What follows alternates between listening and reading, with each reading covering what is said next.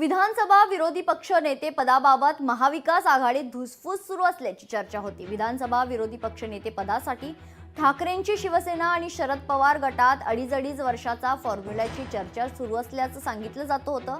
खरं तर मात्र विरोधी पक्षनेते पदावर शिवसेनेने दावा केला असून अडीच वर्षांचा कोणताही फॉर्म्युला नसल्याचं उद्धव ठाकरे यांनी स्पष्ट केलंय।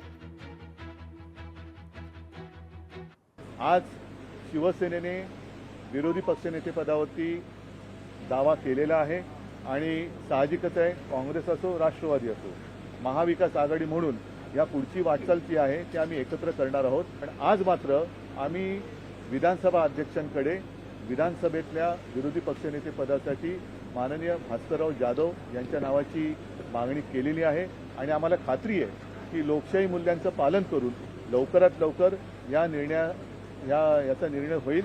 असा फॉर्म्युला वगैरे काही नाहीये आणि म्हणून मी म्हटलं की आम्ही एकत्रितपणाने पुढे जातो आहोत। बऱ्याच गोष्टी आहेत, जसं काही निवडणुका असतील, काही असतील, तर पुढे बघू नका।